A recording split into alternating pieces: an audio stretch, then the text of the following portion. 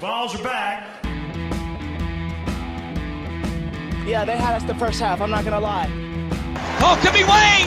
I think I got my swagger back. Oh! I love it, baby! Them orange britches. Something about them orange britches. Tennessee wins! By Tennessee, Jawan Jennings. Jennings makes the catch. Ball hit high in the air into right field. Going back is Sayre. And Tennessee can say hello win column. A grand slam in the bottom of the ninth. You can't draw it up any better. We just won a basketball game, and we're very happy right now. I made up my mind. I don't expect to ever look back. I'm going to stay at the University of Tennessee.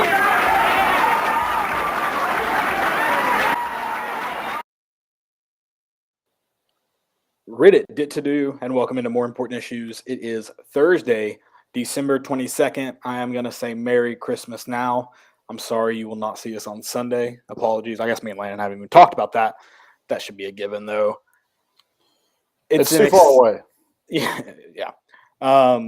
We've got Sonny. Listen, it's got to feel good right now for Tennessee. And the funny thing is, I know there's teams outperforming Tennessee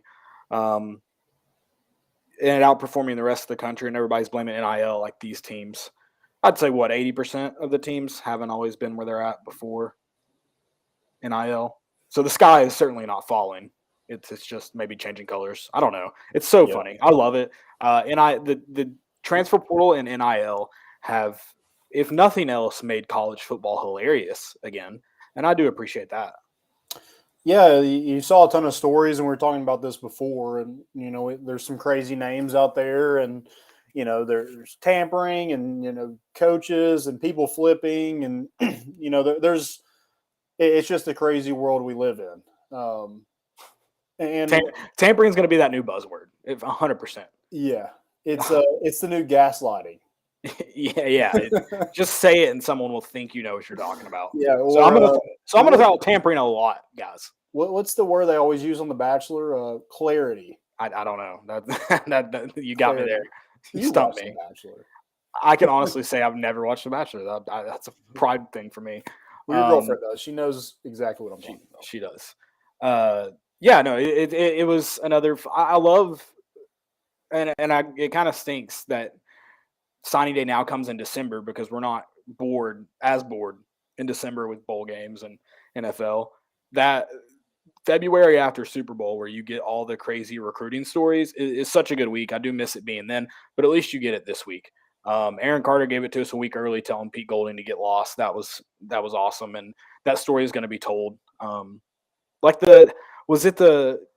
trying to remember this, and you may remember the story. I don't remember the player or the schools involved. I think Alabama was one of the schools, and a player was trying to commit somewhere else, and the mom wouldn't stole the NLI where they couldn't fax it off because she wanted him to sign with Alabama or vice versa, whatever it was. Yeah, those are the stories you love, and we gotten some of those, so that's good. I love the one where Jacob Copeland's mom is pissed that he picked Florida over us. Yeah, and honestly, I can't decide if that one's real or not. She might be a bad actor or just terrible to watch perform. I don't know. But yeah, not National Signing Day, or I guess, is it National Signing Day? Early National Signing Day, I think. Yeah, something. National early. National Day that's early. Yeah. Early. I think it's early National Signing Day. The assistant to the National Signing Day. Mm-hmm. Or is National Signing Day the new assistant to early signing day? Because that's a good point. Someone may have been uprooted. You get unseated. I don't know. You get it. Yeah, they took their spot. But yeah, not super eventful for Tennessee, and I think that's pretty much a good thing. Right. Nothing crazy happened. You did land a transfer that was big. Kind of a surprise local kid commits to Tennessee. Other than that, it was pretty much the good thing. The easy part about it, most of those kids are already on campus, so they're already going to. That was funny to see those roll in. I guess they signed when they got in the facility that day, and that's the time. I don't know. I don't know. I'm curious to see how they sent out the order, just because they're already on campus. They practiced with Tennessee that morning. Yeah. So yeah, that was definitely interesting.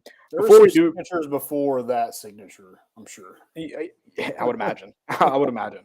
They made them sleep outside in a tent until they could actually be Yeah. on campus. Can't get into the dorms.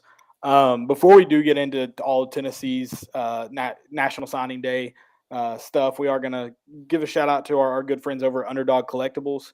If you missed our episode with Chase Dolander and Christian Moore, they did an autograph signing there at Underdog Collectibles. We got to do a live show then. We hope to do more with them in the future. Excited for their partnership. Make sure you go check them out there in University Commons Shopping Center, right there below the Publix. Over 200 products for all the major sports, even some playing cards like Pokemon and things like that too. So they have something for everybody, like obviously collectibles there. Some jerseys that you can buy as well from some Hall of Famers, some current players in whatever sport. So make sure you go check them out. Awesome store, awesome guys over there. Love working with them. And make sure you keep a lookout for the future live shows because most of the time those are going to be partnered with a signing. So some big signings coming to Underdog Collectibles. You don't want to miss those autographs, guys. Like we mentioned, Chase Dolander, you got a future top 5 pick if you came that night. Yeah, absolutely. Yeah, you already made your money. So, yeah, love those guys. Appreciate them sponsoring this podcast. This signing class, I thought it was really good. I mean, I think you hit on every single thing, top to bottom. You got your quarterback, the most important part, and he's the best, one of the best, if not the best in the entire country in Nico. And I know you're going to have to get your chalkboard out, but he did let us know how to say his name. I haven't even erased the zero. I haven't even erased the zero.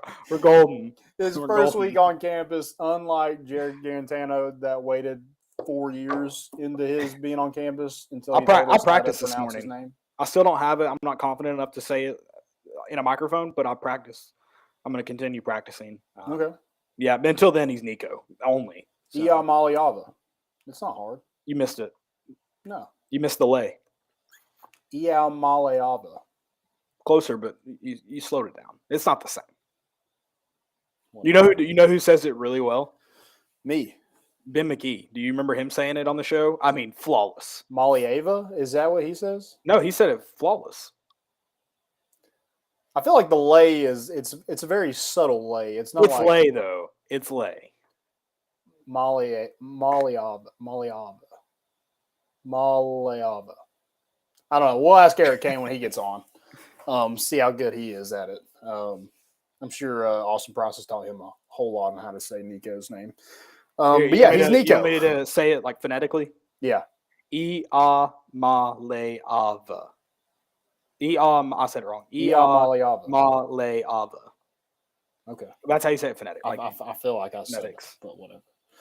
You missed the lay. That's all I'm trying to get you better. I don't know why you're being hostile. We strive for perfection, even though we may never reach it. Okay. You're just really making me mad. I've worked on it a lot too. It's fine. I'm an hour and a half I've been from you. saying I'm it good. incorrect. Oh, you think just because you put in the time means you're good? That's what you believe? Practice makes perfect, right? No, it doesn't. We're talking about practice. Perfect practice makes perfect, Landon. If you practice it wrong, it doesn't matter. Oh my god. Yeah, no, don't. Hey, it's fun. But this signing class, you got your quarterback, most important part. Gonna bring us back. Yeah, you got some offensive linemen. You got a JUCO guy that hopefully can play right away, and Larry Johnson. You got Sham Umarov, Aiden Bussell, some different guys, and then you hit on it's very defensive heavy, which it should be. You got to be. I mean, specifically in the back end, you got 3 corners and one. Jordan Matthews, Christian Conyer, you got Ricky Gibson, and then safeties, you got Jack Luttrell and John Slaughter, who, 2 guys that, played really well in their respective classifications. And, man, I'm just excited about it. I think you did a really good job at linebacker with the 3 linebackers you got, and Arian Carter, who was a late addition to this class, and Jeremiah T-Lander, who, just showed out in Gainesville down there in Georgia, Gainesville, not Florida, Gainesville. Okay, get that straight. Which it would be cool if we land a guy out of Gainesville. That'd be cool. Oh yeah. And Jalen Smith, who is just a tackling machine down there at Grayson. who I think had 327 tackles. In his career, I would assume. Yes. Oh yeah, I was about to say so. that, Which is still insane. It is absurd, but when you're talking about a team like Grayson, where they just pump out D1 talent every single year, for him to have that production and that classification in Georgia is pretty remarkable. No, that's a great number. It's even to get to that for your career, you probably need some help from the statistician on those assisted. Still, and listen, jumping on balls. Yeah. Hey, let whatever it takes. Let the statisticians work for you. Yeah, bring him a donut every now and then. Definitely help him out. And going back to offense, you get some backs. We mentioned Deshaun Bishop, the local kid out of Carnes, and don't know kind of what is that. I guess he's part of the class. I don't know if he's. Some people were tweeting out he's a preferred walk-on. I just don't think that. I wonder. Do you know if he was an official visit at Tennessee ever? I don't know that. I wonder if he's going blue shirt path. Because he mentioned going to all the games. He said he went to. I think he said all the games this year. Mm-hmm. So I wonder if he ever went on an official visit. And I believe if you've never gone on an official, you can do the blue shirt route, which I'm not entirely sure how that route works. I do know you cannot take an official visit. I shouldn't say I know. I believe you can never take an official visit to be eligible for that. And then you can then earn a scholarship, I believe. It's essentially a preferred walk-on, but I think it's like a step higher, essentially. Okay, cool. Yeah. Yeah. You got a bigger back in Khalifa Keith, and you got Cam Selden, who is a kind of do-it-all, kind of Swiss Army knife. He could, be a running back. You could put him out wide and be a wide receiver. I just think he's a playmaker for that offense. And then you got Nate Spillman and Nathan Laycock, who Nathan Laycock, man. I know we're going to talk about our superlatives here in a second, but kid's a stud. Right. And then I didn't even mention defensive line with you got two of the best edge rushers in the country in Shadavian Bradley, Caleb Herring. And those two guys, I think Tennessee is one of three teams that have two of the top 15 edge rushers in this class. I think or maybe four teams: Alabama, Georgia, Miami, and Tennessee are the four teams. So that's pretty good company there. And you're thinking, oh, Miami, but Miami's got a good recruiting class. They just they're just throwing money. So that's essentially the only reason the fans in Miami have dealt with Mario Cristobal so far is the recruiting class he's put together. Yeah, because whatever's happening on the field ain't it. Not good.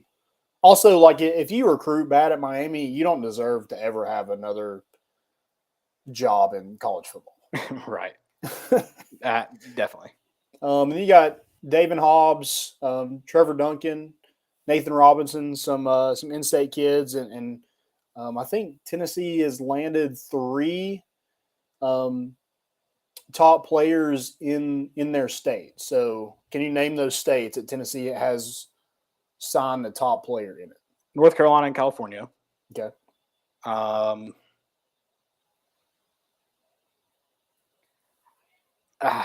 I can't remember who the number one player in Tennessee is, so I doubt it's Tennessee, but I also can't remember where the number one player would be going. So that's throwing me off. But I do know North Carolina, and it is Tennessee. That was a good guess. It is Tennessee. Okay. I figured that had to be it. I thought maybe it was going to be like a weird one. Like, did we sign a guy from like Montana, Wyoming? Yeah. Yeah, Tennessee landed the top two kids in the state of Tennessee, and Arian Carter and Caleb Herring. So sorry, I've got to plug my laptop up, which is funny. I think the last time we had Eric Cain on this show, I think my laptop died in the middle of it. So you're good. So yeah, I thought you did a really good job in state. Landing guys that you wanted. I mentioned the top two guys, Aiden Bussell. You just kind of padded the trenches with the rest of those guys. Trevor Duncan, Nathan Robinson, Nate Spillman's another guy from Lipscomb Academy. So yeah, I just think you did a really good job in state, did a really good job in the state of Georgia, and then you just kind of spread your wings all the way out to California, North Carolina, Kentucky, Alabama, Mississippi, Louisiana, and Jordan Matthews. So overall, just a really good job in from the staff and just continuing to build on the success that you had this season. I think you're muted. Or something. I can't hear you.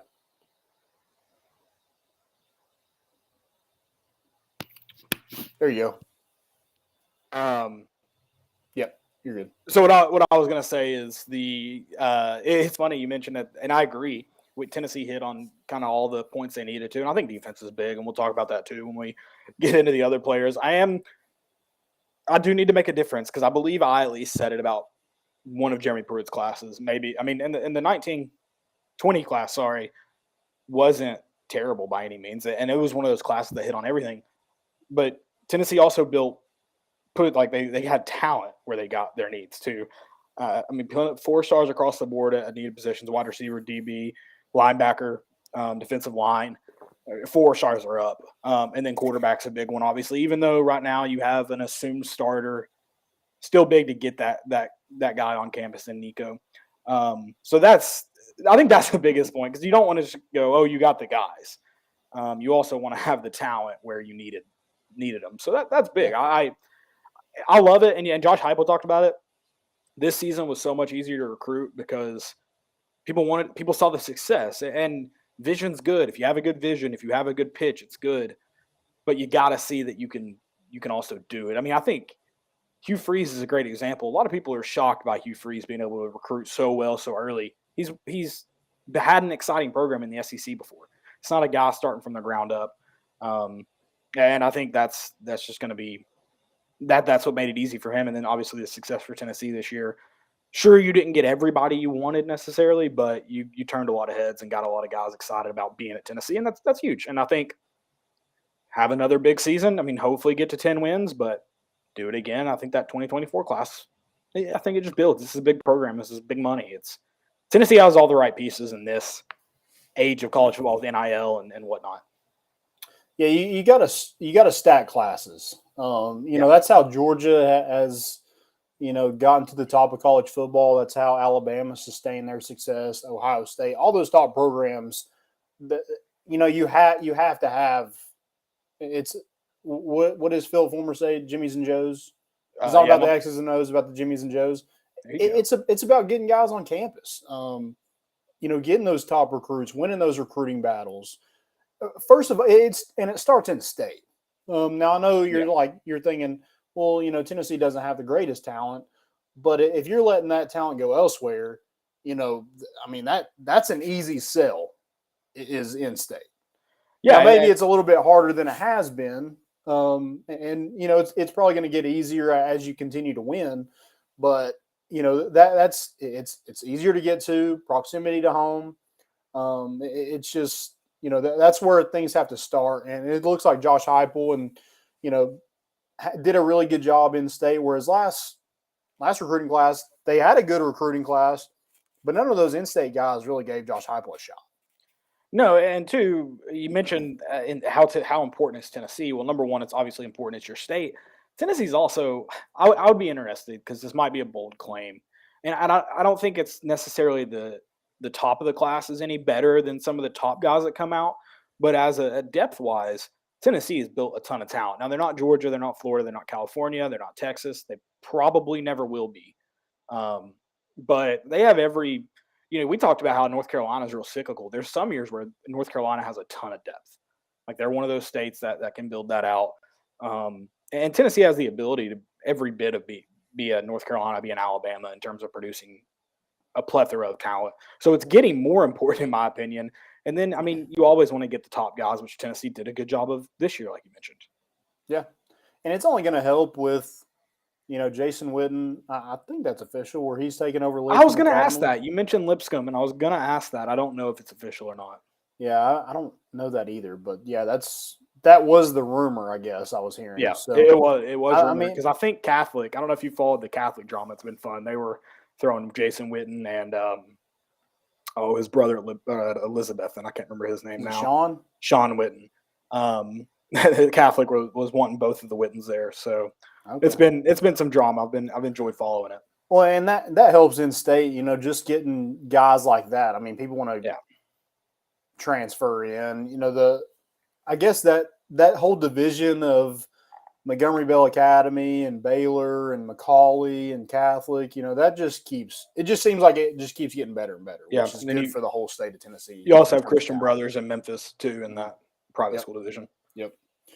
So let's do some superlatives real quick with this recruiting class. If you got any questions, drop those in the chat. We'll be happy to get to those. Let's go biggest impact. Jordan Matthews, we want to hear that from you as well. So drop that in the chat. Biggest impact next season within this 2023 recruiting class. I've got most of what I say is going to go to the defensive side of the ball because we talked about it. It's like that's got to be your biggest need. Obviously, I think it's Aaron Carter. Arian Carter. I want to call him Aaron because I want candy. Yeah, exactly. This guy gets me. I think he's going to be one of your biggest impact guys. I know you mentioned Nathan Laycock last episode, and I think he does. I mean, have every bit of chance. They obviously showed they're not afraid to play a freshman at wide receiver. I think, barring injury or something like that, it looks like you're at least 3 guys. Have we heard about Ramel Keaton officially in terms of returning? I would think he is, but I feel I'm not trying to be rude, but what else is he going to do? No, I don't disagree, but I feel like transfers, obviously you usually hear about transfers before, but there will be an exodus of transfers after the bowl season. And I think he could potentially be, I doubt he is, but I feel like where he would be using a COVID year, you would think you would hear about it officially is the reason I ask. I don't see that. If he hasn't transferred now, why the heck? No, I don't disagree. Well, but I also can't follow logic of a lot of decisions being made. That's fair right now. But I think with those 3, or Mel Brew and Squirrel, who's your again kind of like Joe Milton, kind of your assumed starter, it'll be harder to be as much of an impact. Whereas I think Arian Carter can come in and make an immediate impact in that linebacking group. And I mean, he looks all bit of physical. It blows my mind he didn't play linebacker until senior year. It blows my mind. Yeah, not a good look for that coaching staff. Also, is Smyrna that big that they don't have as many Ironman guys? So they not going both sides? I don't know. I don't know what class size. Yeah. I think they're 6A, but still there's a lot. Yeah, he was a 6A Mr. Football. That's right. Yeah, and there's a lot of 6A schools that still just, even if they're big, they're not like Maryville or Oakland, where they can go just 11 guys playing one side of the football. So I was just curious about that. Yeah, I don't know. I don't know the reason for that. Seems like he could do both. Yeah. Biggest impact for me, I like Arian Carter, and I think he does have a shot, especially when you look at the linebacker depth that we currently have. Now we helped that out yesterday in the transfer portal, so maybe that helps. But I'm going to go Jordan Matthews. I just think secondary, anybody's job is up for grabs, and I think that is more of a position where a freshman can come in and take the reins. I mean, we've seen it. Bryce Thompson and Alontae Taylor, they came in as freshmen, started, and did a great job at Tennessee while they're here. But, yeah, I'm going to go Jordan Matthews. I just think he is that kind of lockdown corner that Tennessee needs. And I think mostly just I don't think you can trust anybody else yet to this point on this roster. So I'm going to go Jordan Matthews has the biggest impact. I don't know if he starts, but I do think he plays a ton next season. Yeah, I like that one. I like the safety position. Are we doing underrated next? Or yeah, we can do underrated. Defensive back position. And for me, because we're talking underrated, it's a guy who's ranked 3-star on 247's composite. It's John Slaughter. I think a lot of people are high on him. He's not one of the flashier names, if that's the right term, in the class, but you talk about being an impact in the defensive backfield. You talk about corner, it's really probably wide open at just about every spot, maybe not nickel. Yeah. So there's an impact to be made there, and I don't know how much of an impact he can make his freshman year, but in terms of underrated, I think that's my at least early in his career pick if we're doing that. Yeah, I think one to kind of keep an eye on, and I don't know if I can even call him underrated, because when he committed to Tennessee, it was just like, who is this guy? And then he just kept climbing up the rankings, and that's Tyree Weathersby. Yeah. Didn't have a ton of offers, but Rodney Garner really loved him, and went on a visit, and he committed to Tennessee, and didn't really waver from that. And apparently, he got a tons of calls after the fact, and it didn't matter. Tennessee was where he was going, and so I think they really like what they have in Tyree Weathersby. When after his senior season, I think everybody was like, "Oh man, we missed on that kid."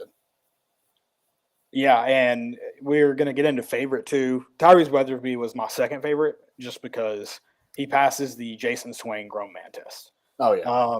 The 12-year-old kid is probably Tyrese Weathersby's son. I know the kid's a JUCO kid, but Larry Johnson III is also – he is a monster. I mean, he's not 17, like but he's a monster. Yeah. Is he – do you know how old he is? Is he just 18, 19? I mean, that's still for how big he is. Yeah. Freak. Favorite though, it was an easy one. Like I said, Tyree Weathersby would have been, if this guy didn't commit on Wednesday, it would have been Tyree Weathersby. It's Deshaun Bishop, the Knoxville kid. I'm a big fan of You're a homer. I'm a homer. And if, 2 years ago, Deshaun's sophomore year, me and Lana did high school highlights on Sunday, and I was the one that put those together for the most part. And Deshaun, it was pretty much just a Deshaun Bishop highlight tape. It was Deshaun Bishop's top 10 plays from the week. The kid's a freak. He rates low, and I don't know if we're just being honest. It's so hard in the Knoxville area, I think, unless a guy just stands out to go. Yeah, he's an easy SEC guy. It's hard for me. I can't gauge it. So I don't know where he fits in, but I'm a big fan of offering the hometown kid balls out. Offer him. And I think preferred walk-on blue shirt, whatever it may be. Apparently there's a gray shirt too. I don't know all the rules. If you can get them on campus in any capacity, I love it. Because most of the time, if they're going to high school in the area, most of the time they're from there. They want to play for the team. You don't have to recruit them as hard as other schools most of the time. So I'm a big fan of getting the hometown guy on the team. Deshaun Bishop stand right here. I'll start the fan club. I like it. I'm going to go with Nathan Laycock again. Just kid's a dog. I just think, if you can get like really good receivers on campus, I think they're going to thrive in this offense. So again, going to the fact that people keep calling this a gimmick offense is insane to me, but whatever. Nathan Laycock, I mean, big physical, can run. I think he's another one that, really jumped up the rankings, and Tennessee was kind of very satisfied when they got that. When that ink dried, they're like, haha, we got us one. Yeah, no, for sure. I think that's going to – I don't disagree. I think as of right now, I think his impact Squirrel White level, but we also saw Squirrel he scored a lot of touchdowns for a freshman that didn't play much. Yeah, he's the one that can play, and I think we see a lot of these guys on special teams. I mean, you look at guys like Caleb Perry and Jordan Thomas, who had a big impact on special teams this past season. That's how you get noticed. Yeah. That's how you get your opportunities on special teams. And I think Jordan Thomas and Caleb Perry are both going to have opportunities this offseason to fight for a spot because of the way they played on Saturdays on special teams. Yeah, absolutely. Absolutely. I hope we can I hope this class has more of an impact. Well, I don't know. That might not be the right way to say it. Just because there's a lot of things that need to be fixed, I think is the right way to put that. So I guess it might not be a good thing if the guys that are there in the offseason don't get it fixed. Mm-hmm. But I also hope that they were scouted well, I guess, is why I say that. Yeah. Got to keep them on campus, too. You do have to keep them on campus. I saw someone arguing how it's never official till the ink draws, and someone said it's never official until they get on campus. And I just responded, it's never really official. Anymore, yeah. Yeah, nothing matters. So you just got to keep playing. The more time they sit in their dorm and think about it, maybe they're, wanting to bounce. But we've seen some weird transfers of guys. Just got to keep playing. Absolutely. All right, we ready to get our good friend Eric Cain on here? Yeah, It's time. Yeah, It's time. let's This do is it. a long-awaited one. Eric Cain, thanks for joining us. How are you Again, doing tonight, man? What's up, boys? Glad to be here. Oh, I'm I think excited. you're our most reoccurring guest, if that makes sense. Our I like it. Reoccurring guest. I guess I haven't pissed too many people off then, right? No, not yet. Anyway, I mean the night is still young. Let's see what we can do. Yeah, Yeah, we'll try to get something going. yeah. My first question, because we discussed it earlier. Do you know all the rules of blue shirt, gray shirt, all that interesting stuff? Green shirt. Oh my gosh, no. No. I'm not even gonna try. No. Okay. Yeah, Does that's fine. anybody really know the rules? I mean, I feel like honestly, I feel like they change like a lot. yeah. I feel like, they're like, hey, we want to do this with this kid, and somebody's like, oh, you could just call it gray shirt, and that it works. Something about how you save the scholarship, but you're not putting it to use right now. Something. I felt like when Pruitt was here, there was a couple of gray shirts. Yeah. But I honestly, guys, I can't even I can't even remember. So like, no, I have no clue. That's fine with me. Yeah, I don't blame you. It's very complicated. I tried to. I don't get it. I also haven't found clear-cut evidence, by the way. I did try to look, Landon. Nothing, a simple Google search won't tell you. You got to dig. Yeah. It's in the fine print. Eric, yesterday was National Signing Day, so happy, or I guess early National Signing Day. What did you think of, what was kind of your overall reaction to Tennessee's 2023 class? Well, it's National Signing Day again. For everybody, like 90% of what's happening is done, right? So. Yeah. No, for Tennessee, it was good. I felt like, I know this class, you look at the on-3 rankings, Tennessee's like 12th and 5th in the SEC. I like this class a lot. I really do. I think I speak for a lot of people when I say that when Nico committed, you thought that this was going to be a star-studded offensive class. And there's some pieces on offense, Cam Selden, Nathan Laycock, of course, Nico, that I really like. But defensively, man, I love this class. You got, two edge rushers I really like in Caleb Herring and Shadavion Bradley, both of which could gain 20 pounds and still, not lose a step, in my opinion. Linebackers, 3 linebackers who will all play special teams next year, but all 3 of those guys, I think, could eventually down the line help Tennessee defensively. Getting Arian Carter was huge a week ago, getting that commit, and of course, getting him signed. And then the backfield, defensive backfield, I really like Christian Conyer at corner. Jordan Matthews, the headliner there. I think he could play early. Ricky Gibson, a lot of these guys too were getting hit up by other schools, once they committed and stayed true to Tennessee. And I think that's a testament to how boring yesterday was, but that's a testament to this coaching staff for keeping those relationships and doing a really, really good job. So I think Tennessee attack needs. Tyree Weathersby is a guy no one knows about that I really like. I mentioned the 2 edge rushers, the early evals with Weathersby and Nathan Laycock and Ricky Gibson. All those guys are, a lot of schools want them right now that no one really knew who they were, back in June. And so I really like this class. Could it have been better? Sure, it could always be better. Tennessee swung and missed a couple of times on offensive tackle, but getting Sham in here is good. And then, we'll see if Larry Johnson, what he looks like, if he's going to be a tackle or a guard. But I like this class, man. I really do. I think it's much better than last year's class. I think they were rated about the same.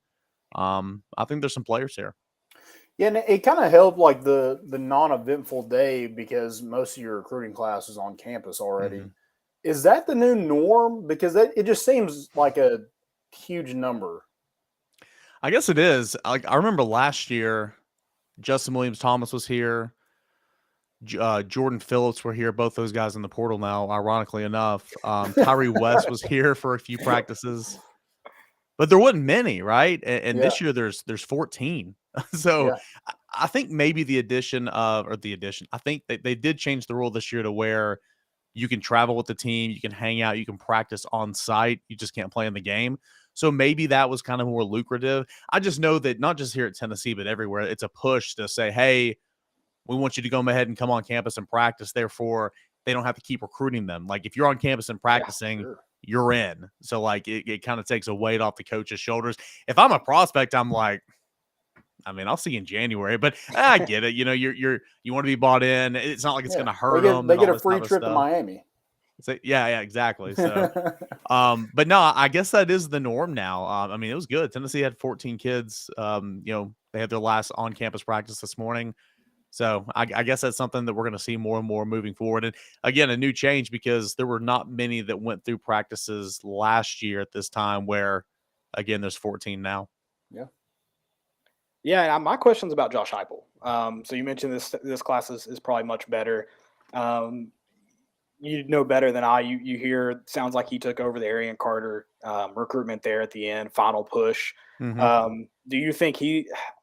You only have really one. I mean, you only really have one class to judge him off of in total so far, other than this one. Do you think he's getting better? Do you think this? I mean, you have guys like Rodney Garner that are already good. Do you think he's getting better? Do you think they're getting better at building those relationships, or is it the simple solution of Tennessee won 10 games this year? Well, I mean, again, sure, Tennessee closed. I see a lot of people saying, with all the success on the field, I thought Tennessee would be much better. We got to remember, Tennessee had 21 commits, before they snapped the football. But Tennessee still closed. They got the running back that they wanted and Cleva Keith. They got him to essentially flip. They got David Hobbs. They got Arian Carter. So I thought they closed pretty well. And honestly, I understand Josh Heupel technically had almost a full year with last year's class, but you guys know in recruiting, man, you show up at the end of January, start of February, and you're like, hey, I'm Josh Heupel, come to Tennessee. They're like, yeah, but Kirby Smart's been hitting me up for 2 years already. And, it's why Tennessee really swung and missed with last year's in-state group. So honestly, in my opinion, this is the class, the first true class for Josh Heupel. I know last year's class and he recruited a lot of those guys and all that, but in terms of not being behind the 8 ball or anything, this is it right here. So I think he's I think just given the opportunity, right? I mean, he's shown that he's a good recruiter. Of course, Rodney Gardner's great, and Alex Golish was a good recruiter. I think Kelsey Pope's getting better. Of course, he's never really done it to this magnitude until this cycle, of course. And so, but also, as you pointed out, I mean, seeing they were pitching for so long, this is what we want to be. This is what we want to be. Last year, the record was 7-5, but the offense was top 10 in the country. It broke all these school records. You're saying, okay, so this is kind of where we're at. This is what we're talking about. And then now for those 24s and 25s, you're saying, man, you remember that Alabama game? You remember that Florida game? You remember all those games where, us going down and beating the crap out of LSU? Yeah, we're going to keep doing that. Come and be a part of it. You've got proof in the pudding now. So, I mean, that's got to help. But I think this 10-win season is going to help a lot with the 24s and the 25s moving forward. And a lot of those in-state guys were, on campus to see a lot of what happened this year. Yeah, and Eric, you got married this past weekend. I did. I meant to mention that. Congrats. I was gonna ask if you were wearing it because I was gonna put you on the spot if you weren't. Just getting used to it, man. It's kind of heavy, Yeah, is it weighing you down a little bit? A little bit. Yeah. Did you have, I know we were talking about Arian Carter and how he, didn't let Pete Golding in the building. Was there an ex maybe that you didn't let in the building the other night? To my knowledge, there were no exes at the wedding. Okay. Didn't really invite them. Don't know if they were trying to get in. I don't know. Maybe some of hers. Maybe. I mean, I doubt my exes really were trying to get in, to be honest with you. But it was good, man. I mean, hey, it was long time coming. So that's awesome. It was a great weekend and married to the game, back at it this week. But we are going to go on a honeymoon in January, so I'm looking forward to that. There you go. Where do you go? Where are you heading? Going to Cabo. Ooh, nice. That'll be a good trip. Dude, for that week, man, I'm seriously, for the first time in my life, I might just turn off my phone and just put it in the bag or something. It's going to be amazing. You're not going to do a recruiting video or anything down there? No. Would have tried to. I think I might get divorced. She might divorce me if I do any type of work that week. So, are you able to stay off Twitter? Because even when I'm like, all right, I'm putting it down, I don't reply, but I'll still scroll. Oh, I'm sure. I'm sure I'll be looking and stuff. I'm sure I'll be on the. I'll be on VolQuest. I'll be on the. Just hanging out, about to go to sleep. I will not be in the Monday night chat. I didn't do it the other night, and it felt amazing. It felt amazing. But I want to know the level of unpluggedness we were going for. So that was my no tweeting, no podcasts, no work. I'll have my phone, but no work. There you go. All right, At least that's the goal. That's the goal. Yeah, there's going to be some big breaking news. Second week of January. Always is. I mean, my wedding day, Tennessee had a decommit, so that was fun. Yeah.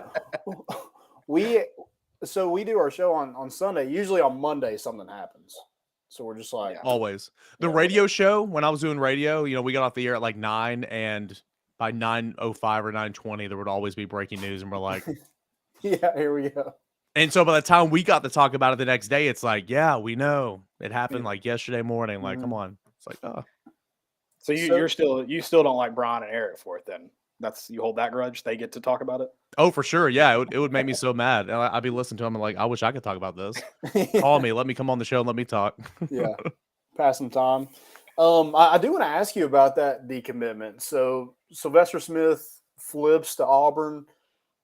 Like, how do you watch these two programs this season and think? I know the proximity to home is something, but how do you look at these two programs and be like, yep, Auburn's it, Hugh Freeze is it? Yeah, I mean, I get it from a certain perspective. So as soon as Auburn let go of Brian Harsin, you knew no matter what, whoever they were going to get, Hugh Freeze or Lane Kiffin or whoever, they were going to go after the top guys in that state, as they should. Sure. And so that was why I was, Sylvester Smith, Ricky Gibson, Khalifa Keith. Khalifa Keith really wasn't Tennessee's commit at that. Or, well, he was by the time there was a coaching change. Anyway, you knew that they were going to be called and everything, and they were going to be whoever the coach was going to be pitching like, hey, stay home, help me build this thing, let's help turn this around.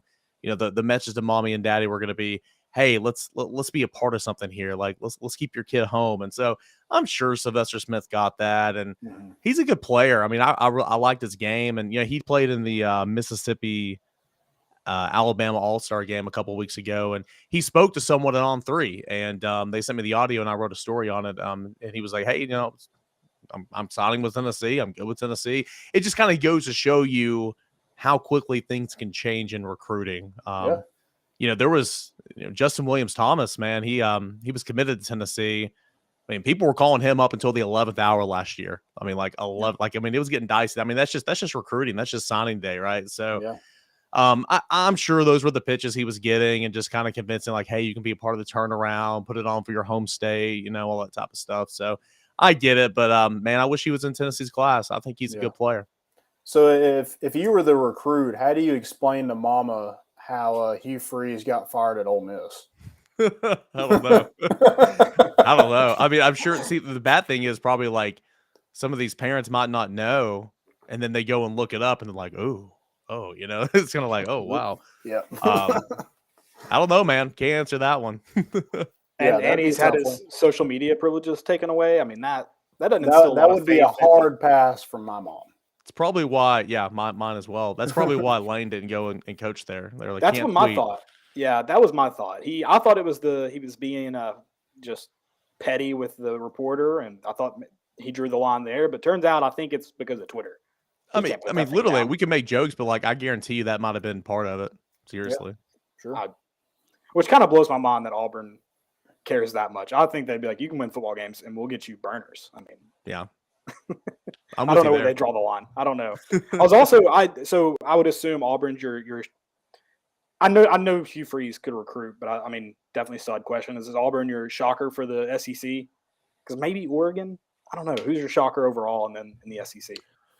In the SEC, yeah, probably Auburn. I mean, Keldrick Falk. We kind of felt like he was gonna go there. Probably Auburn. Yeah. I mean, I was waiting on Rashada to not sign with Florida yesterday. I was just kind of waiting, and everybody's like, here's the Florida signees. There's one notable commit that's not signed yet. And I'm like, oh, that'd be so great. Just keep going. And there was rumors the night before, like, one big time quarterback's not going to sign with this team. I'm like, well, Nico's here. Nico's good. Yeah, we're good. I was waiting on that when he eventually signed. I guess it was like 5:00 last night, but I guess it'd be Auburn.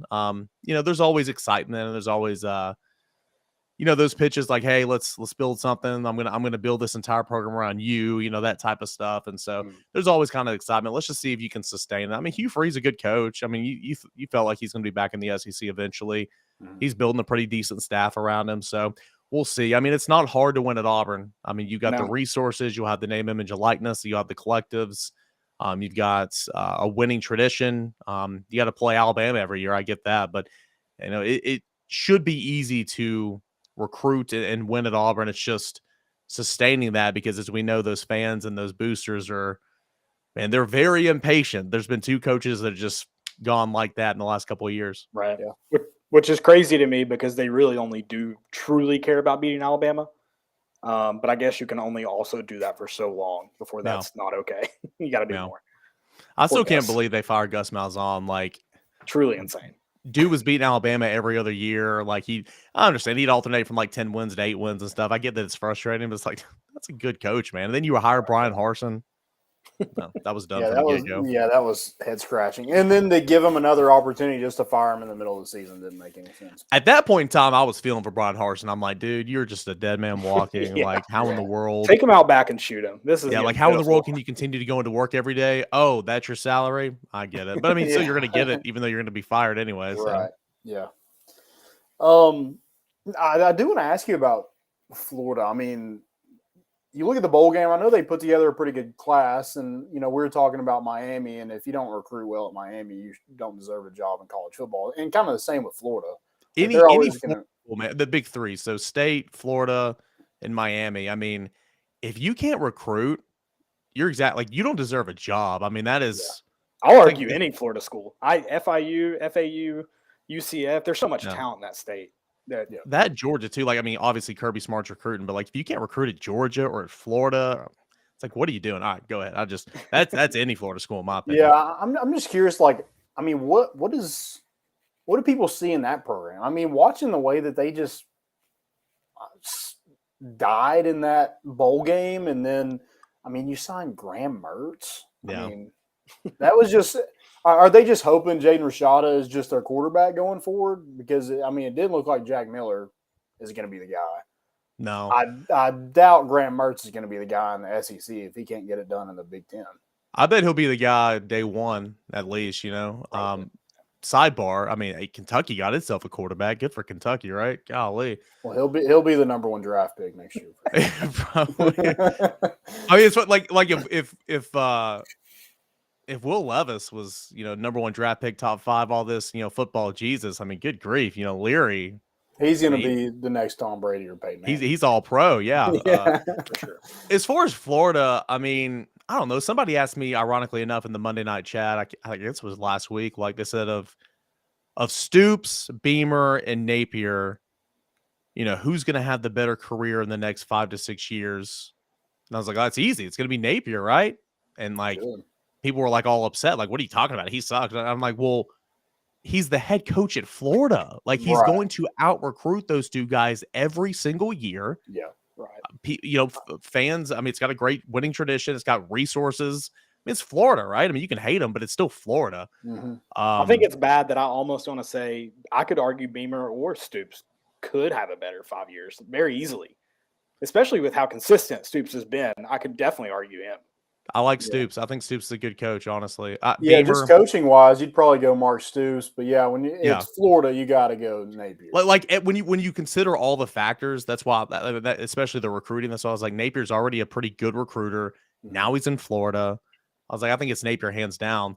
Dude, Beamer, gosh, he just gives me I want to kill him. I hate saying like, oh, it's Butch Jones, but I mean, my God, like it's well, and here's how much it is Butch Jones, and I love that they made the most pedestrian hire for offense coordinator, because when they finally, he can stand behind there and say we didn't fire Mark Satterfield. They fired Mark Satterfield after Florida. Period. He was still there. He was done calling plays.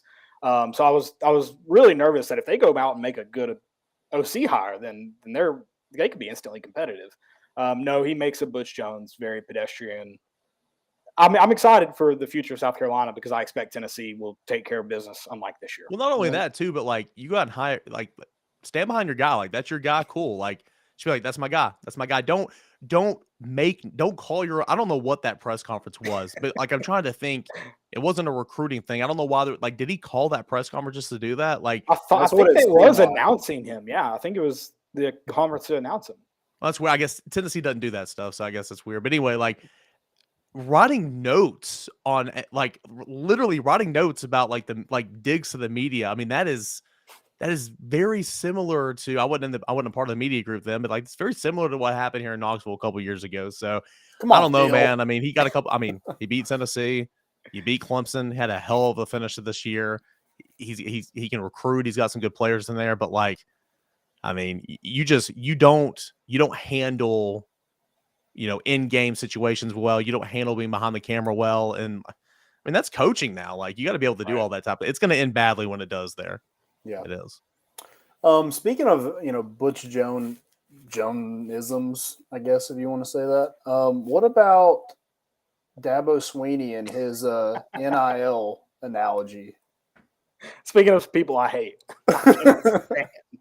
Landon, you and I come from a football program where that's the norm. And so I've heard stuff like that repeatedly, and I get it. Clemson's not Carson Newman. The level of football and everything. I don't know. Yeah. It's just weird. I don't know why he's so far against name, image, and likeness. He always has been.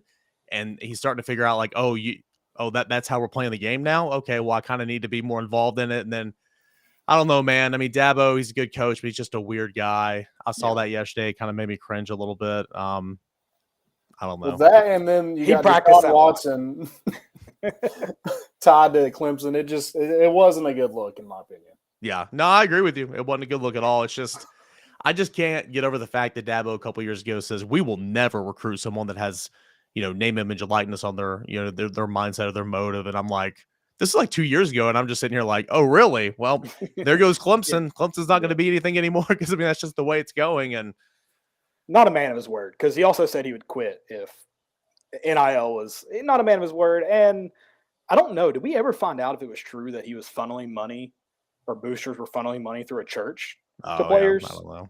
Yeah, so I mean, I guess if that's God's image, name, and likeness, then yeah. I mean, he was football, doing that. Man. He is built on that. Yeah, college football. Nothing will surprise me in college football. But I feel like Dabo's a good guy. I feel like he's a good coach. I think he's annoying. I think he's weird. I think he's what's the word? I don't know. I don't think he believes half the stuff he says sometimes. So we'll see. Yeah. Tennessee's going to play a really good team here in a couple of days. So hopefully Dabo can get him some. Yeah, and then looking into next year with going back to this recruiting class, who are some guys that you could see having a big impact next season? Like immediately? Yeah, or just I guess like I don't big impact. I would think like a Squirrel White or a Joshua Josephs. Like an impact, yeah. Yeah. I would say David Hobbs because you play a lot of defensive linemen. Sure. He's interesting though. Have y'all seen a picture of him like right now? He's like. He's skinny. He's playing basketball. He's skinny. Oh, really? He's real skinny. But like he'll put it on like that, especially when he gets here in January. Oh, yeah. He's just a really good athlete. I think David Hobbs. Is he better than Urosh? Say what? Is he better than Urosh? Probably. Hey, Urosh is dunking now. Okay, we're taking steps. I'd say David Hobbs just because the position. We'll see. Byron Young's gone. Tennessee will have Roman Harrison and the two Leos from last year. Maybe one of these Leos and Caleb Herring and Shadavion Bradley potentially. You can never have enough pass rushers. Ethan Davis, I want to say, but like he's hurt right now, and I wonder how limited he'll be in spring. So like he'll be behind the 8 ball, but I mean Tennessee needs a tight end. Yeah, I forgot to mention him earlier, Landon. If you're looking at guys that just look the part already, he's a true like all around tight end. That's something Tennessee hasn't had in years. Like he's a guy you can split out the number 1 and throw him a jump ball, and like he'll just go get it. I think me and I think it was me and AP the other day. We were talking about short yardage running situations. I mean, that was Princeton Fan on the goal line this year. Yeah. I think maybe one of Cam Seldon or Khalifa Keith could maybe have that role next year.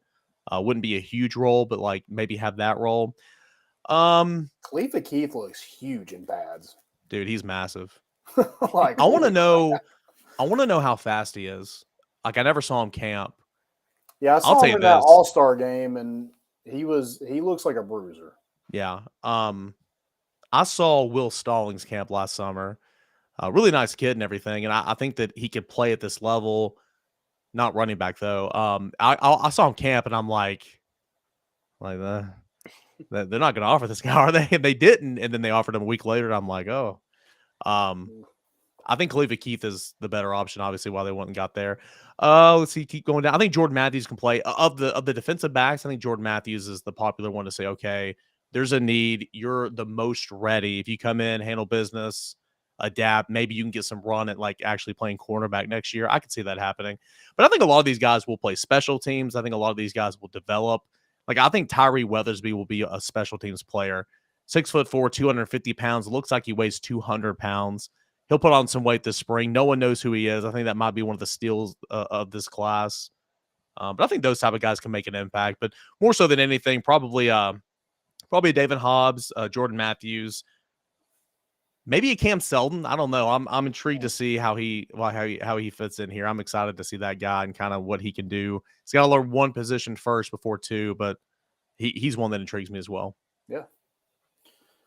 Who would you say is the – so we were kind of talking about underrated guys a little bit ago, and Tyree Weathersby kind of came up, but he's also like climbed the rankings where like I don't even know if you can call him underrated anymore. Who is another guy besides him that you would say, man, he's underrated? Yeah, Tyree Weathersby on three, he's a top 130 prospect. The consensus, he's like 350. He has climbed the ranks a little bit. Just had no clue. Still have no clue who he is. Dude, the other day on my show, like I was going through the rankings and people were asking about Nico. Like Nico is literally the number 2 prospect overall, the number 2 prospect at his position, the number 1 prospect in the state of California for on three, for Rivals, for 247. And then for ESPN, he's number 32 in the country, number 6 at his position, and number 4 in the state of California. David Hobbs, same thing, man. David Hobbs is like I tweeted both of those today. It was insane. And I'm convinced ESPN. Nathan Laycock, they have no clue who he is.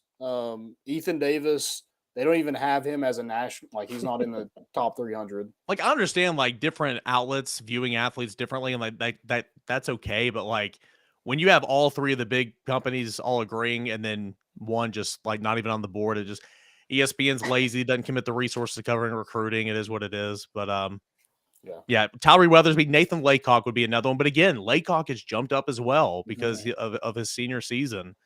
I mean, Laycock has really jumped up there. Like on three's got him in the top 70 player. I think 247's got him in the top 100. Rivals has him in the top 100. Like Laycock has jumped up there. But again, when he committed to Tennessee, no one knew who he was, right? Mm-hmm.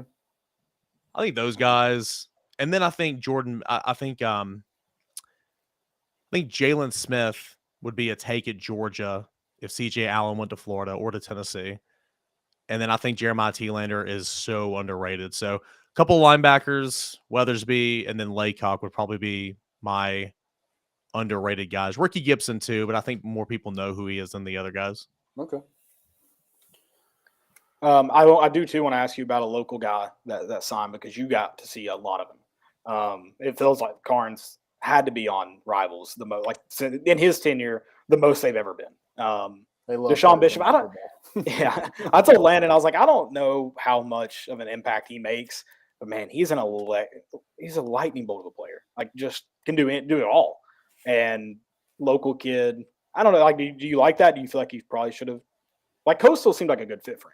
So I mean, I'm curious to see what happens. Yeah, I mean, Coastal seemed like a good fit for him, of course, with the coaching change. It's no surprise there. I think Appy State would have been a good fit for him. I think he can play at this level. Now, what type of player is he at this level? What's his role? I can tell you this, he's not rushing for over 2,000 yards in a season, in my opinion, like he did at Carnes. I like Deshaun. He's gotten bigger. Physically, he's gotten much bigger, thicker the last couple of years. He's got good speed, really, really good speed. I like his moves with the ball in his hands. He likes to bounce it outside. I think he'll have to learn how to run between the tackles a little bit. But I do like Deshaun. I've always liked Deshaun. I'm intrigued to see kind of the translation from, high school here in East Tennessee to the University of Tennessee. He'll be an early enrollee to my understanding, and so I think that'll be big for him, especially in spring when there's a lot of guys that don't practice because, off-season surgery and, with Tennessee's injury situation in the running back field, I'm sure there'll be ample opportunities for Deshaun Bishop. So he's one of those guys where Tennessee was flirting with him for the longest time, right? And he kind of felt like if there was a way to make it happen, then they would probably make it happen, and there was. So good for Deshaun. I know that's a dream come true for him and his family, and the high school community here in East Tennessee is going to be rooting him on. So that's awesome to see. So we'll see exactly what he looks like here at Tennessee, but I think there's a lot of people rooting for him. Yeah, I love it. I'm excited. anytime a local kid can get on the roster, you just root Yeah. for him. It's just one of those things. Mm-hmm. But Exactly. Deshaun's so good. I just wonder, like, is like some of these kids, I just want to grab them by the ears and just be like, hey, just stick it out. Because like that, he's one that I'm just like, is he gonna not play for a year or two and then just bounce? And that just seems like a more common thing. Like, I mean, Jordan Phillips. I mean, I think this staff liked him. I mean, we heard a lot about him when he was going through practice in the offseason and stuff like that. So for him to just really not, I mean, he played sparingly, I guess. He had a couple tackles, but Yeah, he redshirted this year, so he didn't play a whole lot. Yeah, to not even give – and Justin Williams-Thomas, maybe he saw the writing on the wall with Dylan Sampson that he was just going to be behind him, but to not even, like, stick it out another year just seems odd. I think with Justin Williams-Thomas, you're right. Like, he was flat out jumped. I think that says a lot. Tennessee only had 3 backs they played this season, and they barely played Sampson a lot of the times, right? And so I think they wanted to play more. I just think that they just knew Williams-Thomas wasn't ready. I like Justin Williams-Thomas. You talk about a good guy. Every time you walk through the facility, he comes up and says, "Hey, Mr. Cain, how are you?" I'm like, "Oh, it's my dad." Such an old man joke. Shakes my hand. How you doing? He remembers me from the recruiting process. Does it to all the guys. Like, I mean, just a really, really nice guy. I hope he goes somewhere, and I hope he freaking tears it up because I do think he's got some talent. I get it with him. I do not get it with Jordan Phillips. I'm right there with you. It's like, dude, just stay. You saw there was 10 guys in the rotation up front this year. Like, just stay. I get the Jimmies. I get that. Miles Campbell, I get that, which I thought he was going to be a stud, man. Just never clicked, right? So if I was like in the year of these kids or like their coach or their parent or whatever, I'd like to, grab them by the head and say, hey, stick it out and know that you will always be recruited over. You will always be recruited over. That's just the nature of the position. I didn't get that when we were at Carson Newman land. I really didn't, man. Like I wouldn't pay attention to it, but I see like a new guy come in, new linebacker, whatever in the spring or the fall. And I'm like, what's going on? Like, like they didn't want me to play. I got that, but like, still like, that's just the nature of it. Like, that's college football. And so, they're like, we got a kid from Eastern Michigan or Murray State. I'm like, good God, how am I supposed to compete with that? Exactly. So, like, that's what I would tell them too. And, if you still want to leave. But like Jordan Phillips, in my opinion, like could have played here. Yeah, I mean, that's probably the biggest one so far. Like, it's not a huge loss, obviously, but like, it's kind of like, dude, like, they like you a lot. Like, why are you leaving? So, I don't know. I'm sorry. I hate to tangent this, but I saw something today, and I just realized I should have asked Landon, but you all both may know it because you would have been there. Did Carson Newman recruit Tyreek Hill after Oklahoma State? 100%. I didn't know that. 100%. That would have been insane. Definitely. I mean, I didn't get to see the field anyway. I just would have packed it up if he was in the locker beside me. Landon, I think you were still there, like on the team when that happened. It might have been like my first year out, but I told this story on the radio once before. Like, yeah, like Sparks, may he rest in peace. He found him, brought him to campus. My good buddy Andy Hibbett took him on as a visit all around campus, showed him everything. And he was going to come here. Coach Sparks was going to take him because Coach Sparks took a lot of guys like Tyreek and kind of brought them in here, kind of changed their life. And for a lot of those guys, put them in the NFL. And like it was a great rehab place for him. James Banks from Tennessee finished his career at Carson Newman. That's one that comes to mind. But the school administration said nope.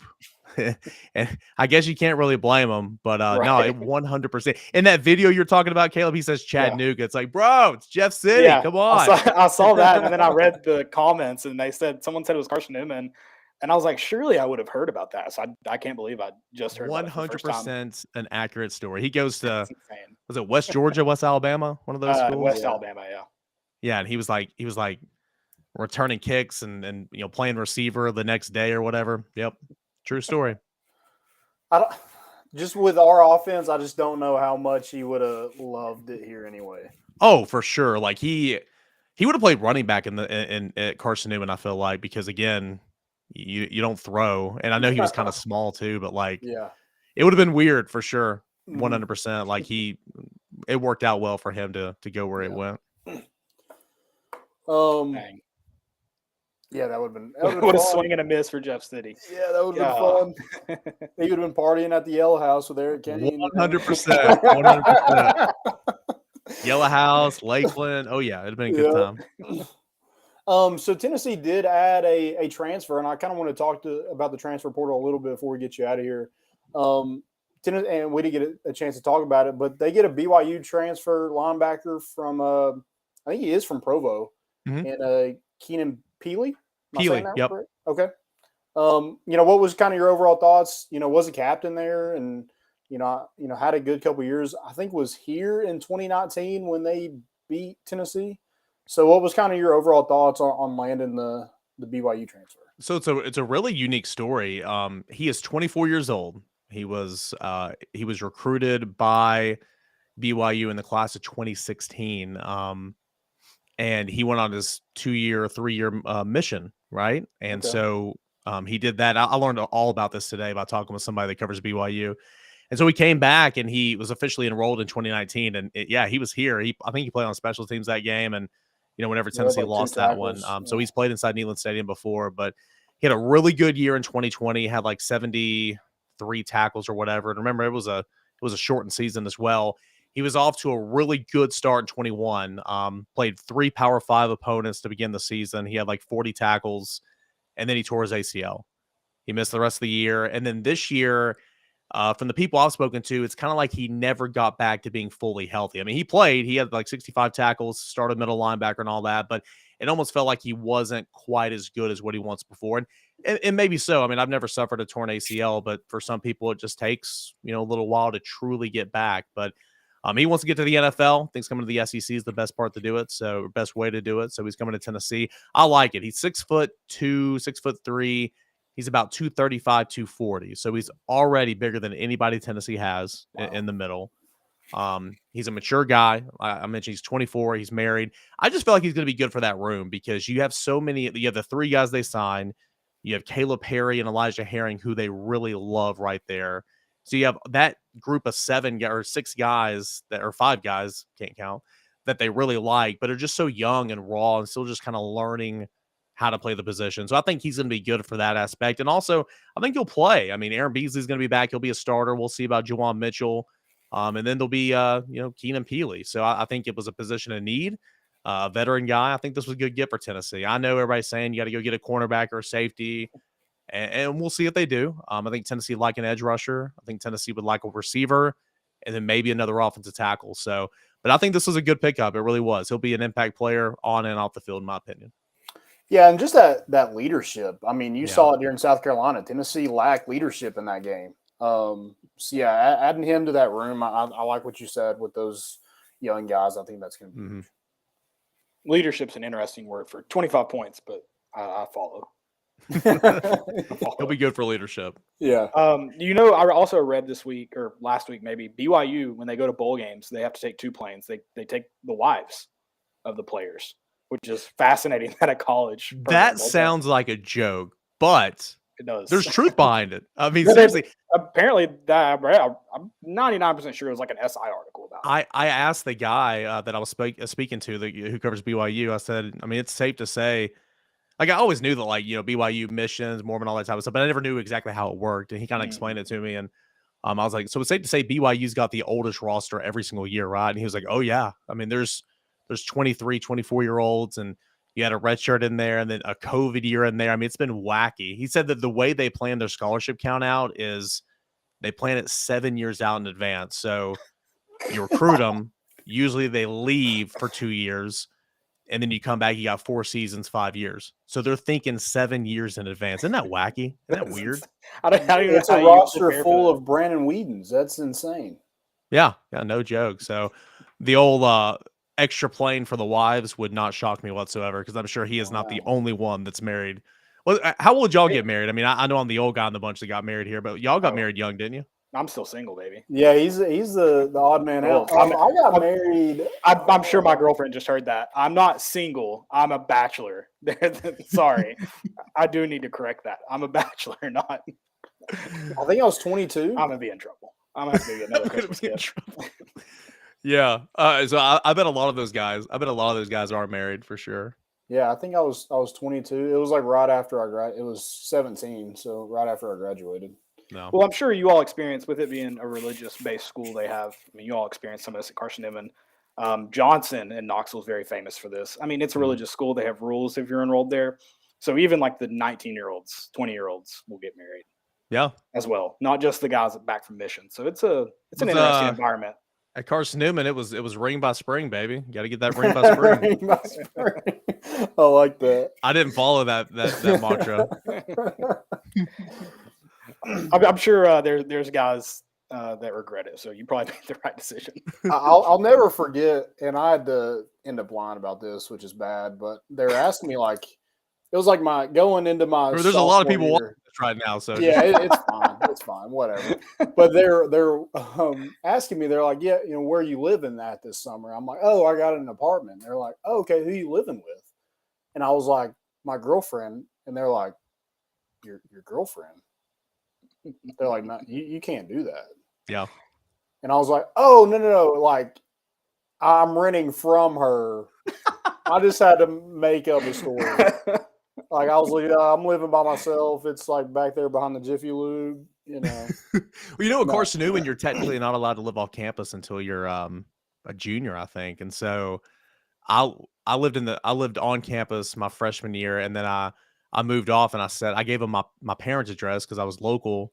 Said, yeah, I'm just living at home. And so there was a lot of people, like even people from out of state would be like, they just find some random address around here and use it. It's like like Dylan Panthers and Friday Night Lights. It's like, yeah, here's where I live. I think it had to be a certain amount of miles, and it was like my parents' address was like 41 miles. And I think it was 40. You couldn't live past 45 miles, and I used my parents' address. Yeah, so that is funny. That is so believable that you were like, yeah, my girl. Oh wait, no. Yeah, I meant like I'm renting from her uncle. Yeah.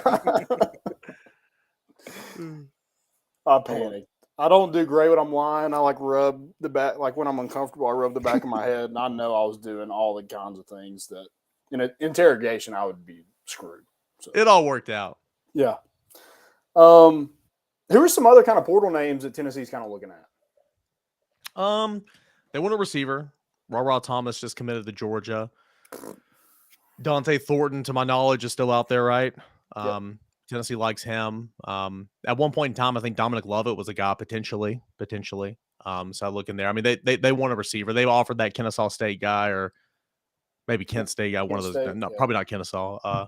Whatever his name is. They need a receiver. They're going to look for a receiver. I think they like to bring in another tight end, but there's just, I don't know if there's anybody they're in love with right now. They like the Morlock kid from Shorter. Just again, all these ties back to Carson Newman. It just amazes me. Did he commit to Florida State?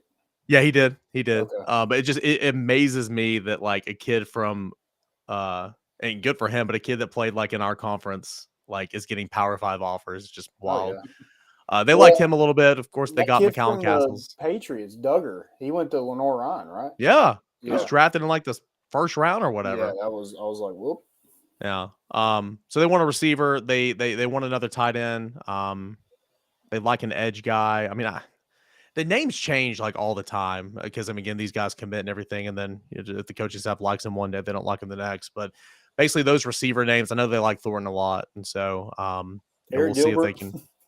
So what? Is Eric Gilbert going to be a name? I mean, I seriously doubt it. I guess I won't say no, but I seriously doubt it. That's going to be a popular one between Tennessee. Hopefully he can go somewhere and just kind of settle down and get it figured out. I mean, that guy was a top 10 recruit overall a couple years ago. That's insane, yeah. Yeah, it's kind of sad to see how much he's fallen. I seriously doubt it, but I guess we'll I won't ever say never. Yeah. Any questions for us? I got one more question. But I'll let you, if you want to flip the script Here, you shoot. a little bit, we can. I got to think. Walkout song at your wedding, what was it? Walkout song was Signed, Sealed, Delivered. Oh, nice. If you Google most popular walkout songs at wedding, I'm sure that's number one. What about the reception? Going into the reception. That was, I don't know. She did it all. I forgot. But my mom groomed son, whatever that's called, dance was the Tim McGraw song. be humble and kind. I was like, oh my God, this is perfect. She's always like, don't say that, Eric. Don't cuss, Eric. I'm gonna wash your mouth. I'm like almost 30 years old. I'm gonna wash your mouth out. And I'm like, oh, this is perfect for me and my mom. So I remember that one. But signed, still delivered on yours when we were walking out. That was it. Where was it at? Where did you get married? I'm assuming downtown because I saw you at Hannah's. The Emporium. Okay. Yeah. Oh, true story. For the first couple months we were engaged, I kept on saying the Emerald, and that is a strip club. No free shout outs on Clinton Highway, and I'm like, oh, no. The Emporium, the art gallery. All right, I'll be sure to post that on Twitter that Eric Cain got married at the Emerald. Yeah, that's not a book you want to be ever. Not even on your wedding. Caleb, you should do that. I should. I want to know how the live show went for you guys last week. That looked awesome. It was good. It was Underdog's awesome. Still got to work on streaming and all that, but I mean, Christian Moore and Chase Dolander were great with their time, so it was fun. I hope we'll do more at Underdog, and I hope we get to do even more in the future. That's awesome. It was pretty easy setup and everything. I mean, it didn't sound just the best, but I mean, with what we had and the time that we did it in, I mean, it was. Yeah, we didn't find out we were 100% sure doing it until like Wednesday, Tuesday maybe. Yeah, that's the tough part is like you're kind of on their time, so it was kind of difficult to get all that equipment, but it worked out. The biggest thing, because like I do my show on the road a lot. Like I'll do my show because I'll be in Miami all next week. I always try my best to find a plug-in, like an Ethernet plug-in. Like that solves so many issues. Because if you rely like on a business's Wi-Fi, if you're going live, like it can get glitchy and it's just not good. So anytime you can plug in would be my advice. But that's awesome. I haven't done many shows live, like on location outside of radio. So like I saw y'all doing that, and that's really cool. That's awesome stuff. Yeah, appreciate it. Yeah, it was fun. The video was fine. It was more like the microphones, and I don't know like how close they can be together. Or anytime you touch the wire, it kind of made a little sound. Yeah. So you had to it was very sensitive. Yeah. First time wasn't too bad. That's just build from it, baby. Just build from it. Now you know for round number 2. So yeah. Well, good deal, man. We'll appreciate it. We had you on a long time, so sorry for taking too much of your time, but really appreciate it. Our reoccurringest guest and newlywed Eric Cain. Appreciate you, man. Yeah, guys. My wife, she's trying to go to the Sam's Club, so hopefully you guys got me out of that. Hopefully, fingers crossed. But if she's mad, I'll send her y'all's way. Yeah, that's fun. Yeah. As always, guys, appreciate it. Had a blast, and let's do it again. All right, man. Have a good one. Merry Christmas. Hey, Merry Christmas, guys, and everybody watching. Merry Christmas, Happy New Year. See y'all. See ya. Appreciate Eric and his time. Always the best. Yep. Landon, I'm going to let you do Underdog again. And first go check out Eric Cain on Twitter at Cainer, and he's on VolQuest, and Locked On Vols does a great job with both those things. So go check him out. Also, go check out our sponsors, Underdog Collectibles. They do a fantastic job of getting you what you need. You know, if you need a last minute Christmas present, go to them. They can do that. They got stocking stuffers with, you know, baseball cards, football cards, basketball cards, Pokemon, anything you need. Go do that. I know that's a big thing for my Christmases is, you know, me and my dad love getting baseball and football cards. So go to them. And if you want, you know, signatures or really expensive cards or jerseys, things like that, they got it all. So go to them. Go check out Underdog Collectibles in the University Commons, right there, along with Publix, right there next to Domino's. Go check them out. Fantastic guys over there. So appreciate them sponsoring the show. And let's get into a little bit of basketball. Yeah, let's talk some basketball, and we had Eric on for a little longer, so we may have to wrap up after this. Yeah, that's fine. I know Landon's got a Christmas party and whatnot. Yeah, there wasn't too much to go on with this basketball. I mean, Tennessee blew them out. Tennessee's offense, I mean, getting to the hole early. I thought we were going to score 150 points. I was hoping we would. I'm glad you brought that up because I am disappointed we didn't. Yeah. But I mean, starting off on a 20-2 run, aggressive, and I know it's Austin Peay, so you know, take it with a grain of salt. But I think looking confidence also when you play those games is something you look for. I mean, hey, I'm not I called Jalen Hyatt having a breakout season after his first touchdown of the season because I thought he just looked like he had swagger. So I'm going to say going forward, this team's going to look more confident on offense because I think they did against Austin Peay, and that's a big part of it. Yeah, I think it was huge for Vescovi to get going again. He was 5 for 5 from 3.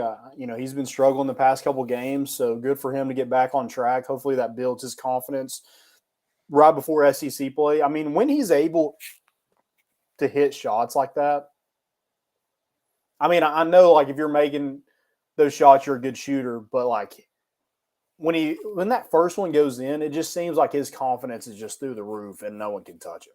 And that's when he's at his best. Yeah, absolutely. Absolutely. Like when he's gritty and like has that little, arm bite or whatever he does when he hits a 3. I mean, that's the Vescovi we need. That killer instinct Vescovi. Yeah, especially for how much you're wanting him to shoot this year. I mean, I thought like last year he wasn't. Yeah. Wasn't maybe as crucial, if that's the right way to say that. This year he obviously is. So you need that Vescovi. Yeah. And I thought the bigs, I thought Olivier played well, and hopefully he's just able to continue to build on what he's doing these past 2 games because he looks dominant. Mm-hmm. We'll see when he gets into SEC play if he can sustain that. But had a really good game against Arizona, had a great game against Austin Peay, had 20 points, and a couple I think 5 rebounds, 5 assists. So filled up the stat sheet there, and he just looks confident as well. I'm going to go out on a limb.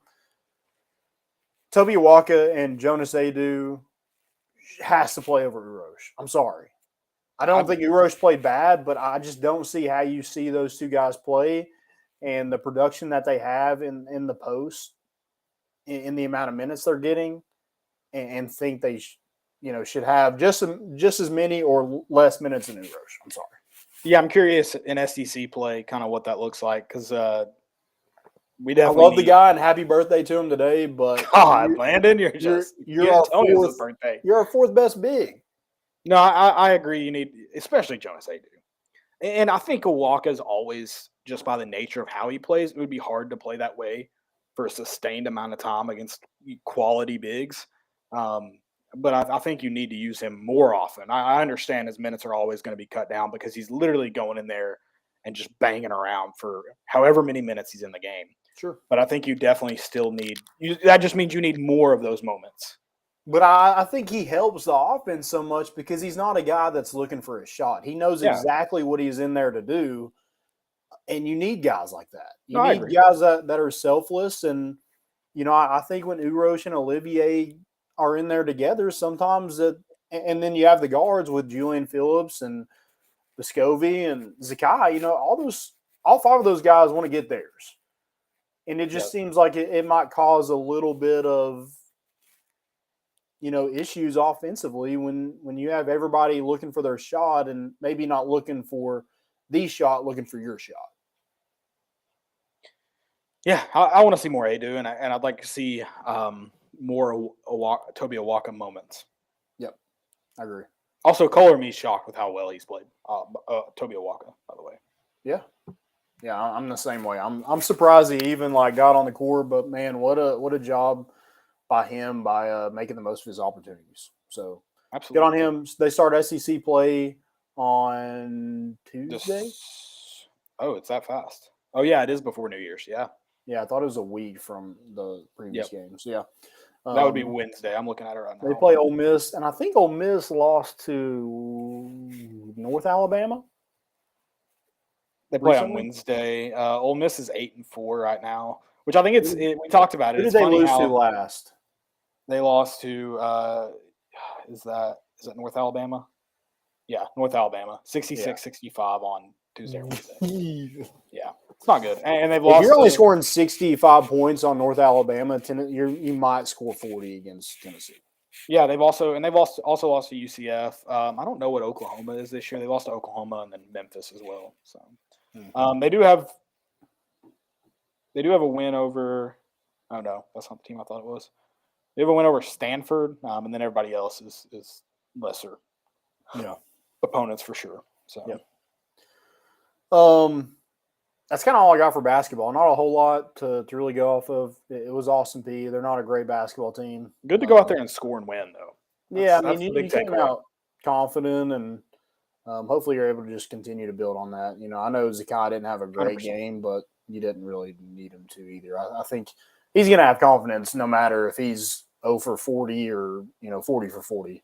But guys like Vescovi and Olivier and, Adu, guys like that need some confidence. And, it was good for those guys to get that.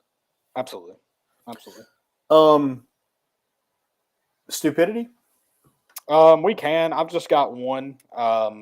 It's Tom Izzo getting ejected in a Christmas sweater. I love that. Did they end up winning? I didn't see the final. I don't know. Regardless, it is fun to see him get ejected wearing a Christmas sweater. That's great. My first one is so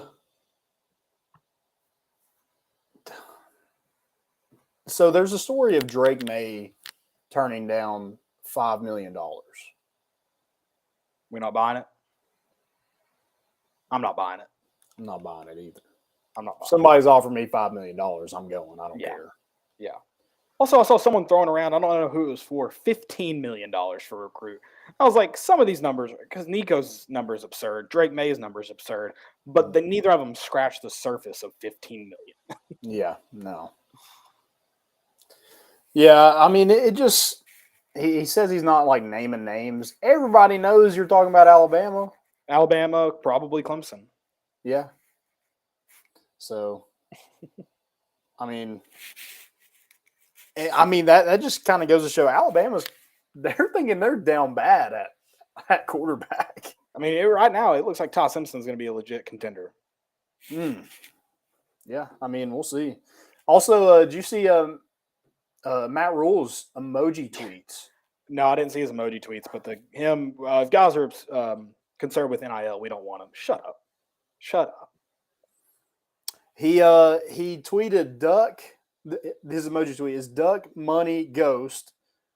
The U. I did see it. Money ghost. I'm like, oh my gosh. I do love that college football coaches have used Twitter like this. It is a good tweet. Shout out to Lane Kiffin for starting that. I think he had to be the first, right? Yeah, I love like he's probably trying to be like he thinks he's being subtle, but everybody knows. Yeah, it's not that hard to decipher. Right. And then this isn't a stupidity, but the names of some recruits this past week. So you got, and shout out to Joe, he had these.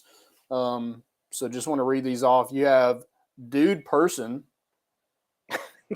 I can't believe that's a real name. I'm sorry. It's cool. Central Arkansas, Dude Person. Yeah, that sounds like a creative player. And then FIU got a guy named Rowdy Beers. He's a tight end. That's pretty sick. That is a great name. Name. And isn't he the guy that had the major transformation too? Like his freshman year looks nothing like his, I guess, sophomore, junior year. He had that Jared Dickey body. Yeah. I think it was him. I don't know. I'm not sure either. And then, I mean, Peyton Bowen. I mean, this isn't a stupidity. It's just college football that we live in. I mean, did no one really expect him to go where his girlfriend's going? Yeah. Are we shocked? I do love that Oklahoma Soccer just tweeted a picture of her. I didn't see that. That's good. Yeah. That's good. And then tagged the football team. So good. I love social media. This is why I love social media. Yeah. Also, Josh Dobbs with the Titans. Love it. Rocking number 11. He might be playing real soon. He should be. I mean, Malik Willis sucks. So, to be fair, I think most quarterbacks for the Titans right now are going to suck. That offense isn't very good. Yeah, they don't really have any good receivers either. So it's very sad. Very sad. That's all I got, guys. I hope you have a Merry Christmas. Enjoy the time with family, friends, by yourself if you're that kind of person. I know those Christmases can be good too. So I hope everyone enjoys their holidays. Be safe. This weather coming in as well. Yeah, guys. Thank y'all for listening. We'll be back one day. I don't know exactly when we'll be back, but me and Caleb will talk about it. We'll tweet it out on social media. So be there, be square. We're bringing the boat in, and we out.